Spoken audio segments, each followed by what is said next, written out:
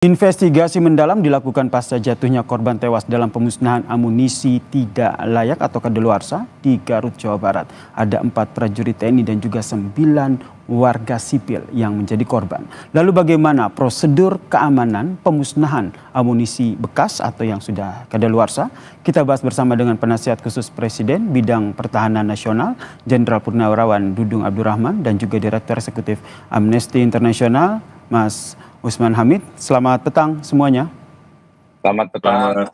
Saya ke Pak Dudung dulu. Pak Dudung, Selamat sore, apa Pak. saja informasi yang sudah Anda dapatkan terkait dengan insiden ledakan amunisi kadaluarsa yang menyebabkan ada 4 TNI dan juga 9 warga ini? Terima kasih, Mas. Kebetulan semalam saya melayat ke rumah duka karena memang korban Kolonel CPL Antonius itu mantan anak buah saya pada saat saya dan Dinma Mabes TNI. Beliau sebagai Gansat Harpal. Ya, kami cukup dekat dan 3 minggu yang lalu kami ketemu, ngobrol-ngobrol. Kemudian saat itu jenazah masih berada di Garut menuju ke Dustira, sehingga saya tidak sempat ketemu dan rencananya dibawa ke Jogja. Dan saya dapat informasi dari beberapa rekan-rekannya yang satu kop dari peralatan bahwa pada saat pelaksanaan pemusnahan lubang 1 dan lubang 2 ini berhasil, yaitu beberapa amunisi yang sudah afkir. Kemudian di lubang berikutnya, lubang ketiga itu sebetulnya dalam rangka pemusnahan detonator. Jadi detonator dimasukkan di dalam drum, ada 2 drum, kemudian lubang itu sudah digali, dan rencananya itu tadinya biasanya itu akan menggunakan air laut, karena itu prosesnya biasanya lebih cepat. Namun tiba-tiba pada saat dimasukkan ke dalam lubang terjadi ledakan. Jadi ledakan itu bukan dari munisi, justru dari detonator, itu yang saya tahu. Dan informasi ini saya klarifikasi juga dengan Dandim setempat, Dandim Garut, rupanya emang demikian terjadi adanya. Berarti ada lubang begitu ya yang dibuat untuk memusnahkan amunisi tersebut. Nah, terkait dengan lubang tersebut, apakah Anda juga sudah melihat dan juga mendapatkan informasi termasuk foto yang juga beredar terkait dengan ada lubang yang dibuat untuk memusnahkan amunisi ini, Pak Dudung? Kalau lubang yang dibuat untuk memusnahkan amunisi memang dibuat yang foto beredar itu. Kemudian ada lubang satu lagi yang memang dibuat, yang digali oleh masyarakat juga di situ untuk disiapkan memusnahkan detonator. Jadi demikian, Pak. Baik, kami coba tampilkan visual lubang yang dibuat untuk pemusnahan amunisi, bisa kita katakan sumur. Pak Dudung bisa melihat visual ini? Apakah betul bisa. Lubang yang tadi dimaksudkan oleh Pak Dudung ini adalah lubang ini? Kan ada 3 lubang. Jadi lubang ini lubang 1 dan lubang 2. Ini kan amunisi yang diafkir. Tapi yang khusus detonator itu lain lagi. Detonator kan sebetulnya peledak yang apabila diaktifkan itu harus melalui proses pengaktifan melalui aki ya, atau baterai. Nah, saya juga heran kok bisa detonator meledak tanpa alat pemicu, ya, tanpa alat pemacunya. Karena kalau detonator itu diledakkan, biasanya menggunakan TNT, diledakkan itu harus ada alat pemicunya. Nah, ini tanpa alat pemicu, saya tidak tahu persis apakah faktor panas atau dan sebagainya, tapi kok bisa meledak di drum itu. Baik, ini saya dengar tim investigasi sudah turun di lapangan. Betul. Kepastiannya nanti kita dengar saja. Baik, Pak Dudung, saya konfirmasi lagi, berarti visual lubang ini adalah salah satu lubang yang memang digunakan ataupun dibuat untuk pemusnahan begitu ya. Kalau di visual ini kan kalau kita lihat, Pak Dudung, ini kan mereka memindahkan amunisi-amunisi ini kan dengan tangan langsung begitu. Ini memang seperti itu prosedurnya? Ya memang kan ini amunisi afkiran ini kan sebetulnya sudah tidak aktif, tidak layak ya, sehingga ini tidak bisa digunakan secara aktif. Oleh karenanya mereka pun sudah terbiasa melakukan seperti ini dan ini nantinya akan dimusnahkan. Oleh karenanya hal-hal seperti ini sudah terbiasa bagi mereka lakukan karena saya yakin sumbu peledaknya juga sudah dinonaktifkan oleh mereka. Namun ini harus dimusnahkan karena digunakan pun sudah tidak mungkin. Oleh karenanya jalan satu-satunya harus dimusnahkan dengan cara seperti itu. Baik, saya ke Mas Usman Hamid. Mas Usman Hamid, yang jadi sorotan adalah terkait dengan keterlibatan warga sipil begitu. Apa yang Anda lihat dari keterlibatan warga sipil dalam pemusnahan amunisi yang akhirnya mereka pun jadi korban tewas? Ya, pertama saya ingin berbelasungkawa untuk seluruh keluarga korban yang kehilangan anggota keluarga tercintanya di dalam insiden peledakan amunisi di dalam kasus Cilong atau Garut, dan saya kira ini harus diusut dengan cara yang lebih kredibel, melibatkan unsur di luar TNI juga. Bagaimanapun juga semua keluarga korban dan juga masyarakat ingin tahu apa yang sesungguhnya terjadi. Yang dijelaskan oleh Pak Dudung tadi hal yang bermanfaat, tetapi akan jauh lebih bermanfaat seandainya hasil investigasi itu benar-benar mengumpulkan keterangan, mengumpulkan bukti, mengumpulkan petunjuk selengkap-lengkapnya, memeriksa pelaksanaan standar operating procedure, memeriksa standar pengamanan lokasi, dan seterusnya. Itu semuanya akan jadi pembelajaran yang baik ke depan supaya tidak terulang lagi. Mengenai pelibatan warga sipil, ini juga harus diperiksa. Mengapa warga sipil atau warga biasa misalnya juga ikut dilibatkan di dalam katakanlah pemusnahan amunisi, pemusnahan detonator atau pemusnahan bahan-bahan yang dianggap sudah afkir gitu. Nah, tadi kita mendengar keterangan dari TNI, misalnya Kapuspen kalau tidak salah, menjelaskan bahwa pelibatan warga sipil itu karena mereka sedang mencari serpihan logam. Nah, pernyataan seperti ini sebenarnya pernyataan yang terlalu tergesa-gesa, terlalu terburu-buru, sehingga ada kesan menyalahkan warga biasa yang masuk ke wilayah pemusnahan untuk mencari katakanlah serpihan logam yang bisa diperjualbelikan. Nah, di sisi lain, keterangan semacam itu justru memperlihatkan TNI tidak profesional, memperlihatkan bahwa proses pengamanan area, proses pengamanan pemusnahan bahan peledak, pemusnahan bahan amunisi maupun detonator dan lain-lainnya itu tidak dilaksanakan dengan cara-cara yang benar gitu. Dengan kata lain, tadi Bung Anton Aliabas di awal sudah menjelaskan harus ada jarak yang jelas.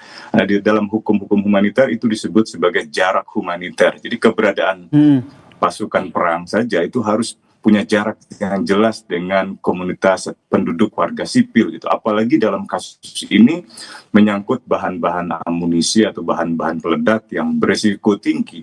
Tentu kita mengerti bahwa bahan-bahan itu adalah bahan-bahan amunisi yang sudah kadaluarsa. Tetapi pengalaman telah menunjukkan, sejarah juga telah menunjukkan dari Perang Dunia Pertama, Perang Dunia Kedua, bahkan ranjau-ranjau yang dipandang sudah daluarsa saja itu masih membuka kemungkinan adanya ledakan. Jadi, berarti menurut Anda, Mas Usman, adanya keberadaan warga ini menunjukkan ketidakprofesionalan TNI dalam menerapkan prosedur pemusnahan amunisi. Ini yang ingin saya tanyakan kepada Dudung.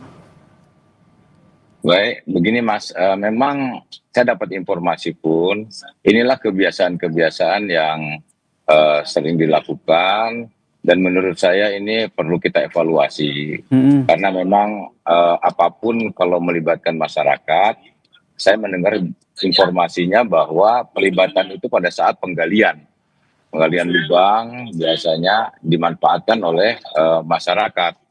Namun menurut saya memang seharusnya ini perlu kita evaluasi bahwa apapun yang dilaksanakan dalam rangka pemusnahan itu dilaksanakan sesuai dengan ketentuan, artinya siapa personil yang terlibat, baik sipil akan ada PNS-nya maupun TNI-nya, ya mereka saja langsung yang melakukan yang sesuai dengan surat perintahnya. Nah ini kalau sudah seperti ini baru nanti akhirnya jadi muncul hal-hal yang memang perlu kita investigasi. Memang Baik. betul masyarakat-masyarakat di sekitarnya, saya mendapat informasi kalau sudah terjadi ledakan yang amunisi, itu serpihan-serpihan itu mereka saling rebutan, tetapi itu di luar konteks di dalam prosedur kalau menurut saya. Baik. Sehingga menurut saya TNI harus mengevaluasi bahwa ke depannya yang terlibat di dalam proses pemusnahan itu harus sesuai dengan surat perintah yang melaksanakan. Masyarakat tidak boleh lagi untuk dilibatkan, demikian. Jika sesuai dengan prosedur memang masyarakat tidak dilibatkan atau tidak berada di lokasi. Lantas mengapa pada saat pemusnahan ini ada masyarakat yang berada di lokasi? Prosedurnya akan seperti apa sebenarnya dalam pelaksanaan ini? Ini yang ingin saya bahas lagi bersama dengan Pak Dudung dan juga Mas Usman Hamid. Tapi usai jeda berikut ini tetaplah bersama kami di Kompas Petang. Untuk mengumpulkan puing-puing pasca pemusnahan amunisi ini. Apakah selama ini juga sepengetahuan Anda memang keterlibatan warga ataupun keberadaan warga ini kerap terjadi? Ya memang saya mendengar dan saya sering juga di daerah latihan itu warga itu pasti memanfaatkan kalau kita latihan nembak itu kan plongsong-plongsong itu kan kuningan itu kan bisa dijual oleh mereka itu. Dan ini memang ke depan harus kita tertibkan. Tidak serta-merta memang pada saat latihan, setelah kita selesai latihan pun mereka tuh masyarakat berbondong-bondong untuk mencari serpihan-serpihan seperti itu. Nah memang ke depan harus kita evaluasi bahwa prosedur di dalam pemusnahan itu jangan sampai melibatkan masyarakat lah. Walaupun masyarakat itu dalam proses penggalian itu diberi upah dan sebagainya, tetapi ini untuk mengantisipasi jangan sampai terjadi hal-hal yang terjadi seperti kemarin. Ini diberikan upah seperti apa izin Pak Dudung? Ya pasti kan mereka menggali itu kan pasti adalah dikasih untuk upah masyarakat karena menggali sumur dan sebagainya itu. Berarti memang keterlibatan dari warga sipil ini juga memang sejak dari awal ya, termasuk membuat lubang, kemudian mereka juga ikut mencari puing-puing pasca pemusnahan amunisi. Ya bisa jadi seperti itu karena memang keterbatasan personil, kemudian kita penggalian itu kan memerlukan cangkul dan sebagainya, biasanya selama ini menggunakan masyarakat. Tetapi pada saat proses pemusnahan itu masyarakat jauh dari mana-mana dan sebelumnya juga pada saat akan pemusnahan itu jauh-jauh hari sebelumnya itu kan mereka tuh kurang lebih sekitar 2 minggu ada di sana itu. Nah kemudian ada himbauan-himbauan biasanya pada saat kita latihan apalagi ini pemusnahan. Nah saya juga belum monitor kok sampai terjadi ada pelibatan masyarakat yang cukup banyak dari 13 ada 9 masyarakat yang dilibatkan. Mas Usman melihatnya seperti apa? Nampaknya pelibatan ataupun keberadaan warga sipil ini memang sudah kerap terjadi pada saat pemusnahan amunisi. Apakah Anda melihat di sini ada kelalaian ataupun pembiaran terkait dengan pelaksanaan prosedur pemusnahan amunisi? Ya, yang pasti itu kecerobohan, itu memandang remeh proses pemusnahan amunisi. Amunisi itu bukan barang biasa, bukan logam biasa. Ya, memerlukan penanganan yang hati-hati dan harus dibekali dengan keahlian. Tidak mungkin misalnya seseorang yang tidak punya pengetahuan sama sekali tentang bahan amunisi lalu menangani proses pemusnahannya, itu sangat berbahaya. Bukan hanya masyarakat sipil atau masyarakat biasa, tapi juga anggota TNI. Tidak semua anggota TNI kan dibekali pengetahuan dan keahlian untuk menangani amunisi. Karena itu saya kira ini harus diusut sampai tuntas gitu. Dan unsur investigasi ini harus melibatkan bukan hanya unsur di dalam TNI tetapi juga unsur di luar TNI. Komisi 1, Komisi Bidang Pertahanan juga harus mengambil peran yang optimal untuk memastikan bahwa seluruh fakta yang terjadi di balik peristiwa ini bisa diketahui sehingga keluarga korban juga memiliki hak untuk mengetahui apa yang sebenarnya terjadi. Komnas HAM saya kira ini juga penting untuk dilibatkan karena bagaimanapun juga ada kewajiban negara untuk memastikan hak hidup dari manusia itu terlindungi, baik anggota TNI maupun warga biasa yang dalam hal ini juga menjadi korban. Bahkan kepolisian sebenarnya wajib untuk ikut serta di dalam melakukan proses penyelidikan terhadap perkara ini. Karena kejadian itu ada di wilayah kepentingan umum, terutama di wilayah BKSDA. Tadi Pak Dudung sudah jelaskan itu, dan itu artinya bukan di wilayah lingkungan internal militer. Dan ini ke depan dalam kebijakan pertahanan, kebijakan militer juga harus diperhatikan agar ada tempat-tempat yang memang disediakan oleh negara untuk perlengkapan dan segala alat utama sistem persenjataan, termasuk proses pemusnahan. Karena tidak boleh sembarangan digunakan, tidak boleh sembarangan diletakkan, dan karena itu ada banyak kebutuhan untuk menyusun kebijakan yang komprehensif ke depan. Kebijakan dalam konteks penggunaan, produksi, distribusi, sampai dengan pemusnahan alat-alat bahan peledak atau misalnya bahan-bahan amunisi. Berarti Dan investigasinya juga tidak hanya berdiri sendiri ya, tapi ada pelibatan pihak lain begitu ya, Pak Usman. Saya ke Pak Dudung. Pak Dudung, apakah Anda melihat ada indikasi adanya kesalahan prosedur di situ sehingga nanti ada dalam investigasinya ada pihak yang harus bertanggung jawab begitu dalam insiden ini? Evaluasinya seperti apa? Nanti akan dijawab Mas pada saat hasil investigasi, karena memang saat ini kita belum tahu persis bagaimana kejadiannya. Namun yang jelas betul tadi kata Mas Usman, bahwa prosedur itu betul-betul harusnya dilakukan oleh tenaga-tenaga profesional, sehingga meletakkan amunisi dan sebagainya tidak semua tentara pun sanggup. Itu hanya kecabangan CPL atau Perlengkapan Militer. Dan itu yang terjadi itu justru di luar dugaan itu karena apa nih Mas? Saya juga heran. Ini detonator yang kalau misalnya terjadi ledakan itu pasti harus ada alat pemicu. Itu detonator, itu sistemnya yang terjadi. Tapi kenyataannya justru detonator itu dimasukin drum, kemudian akan dipindahkan. Makanya kemungkinan besar menurut saya pihak TNI yang ada di situ juga sudah memperkirakan keterlibatan masyarakat itu hal-hal yang tidak mungkin terjadi. Karena kalau yang di lubang tadi yang visual tadi itu kan tidak ada masyarakat, itu anggota TNI betul yang betul-betul. Baik, sehingga kita tinggal menanti ya seperti apa investigasi yang dilakukan. Terkait dengan investigasi ini, terakhir Pak Usman singkat saja, Anda tadi mendorong investigasi menyeluruh. Ada pihak lain yang terlibat, siapa saja pihak-pihak ini?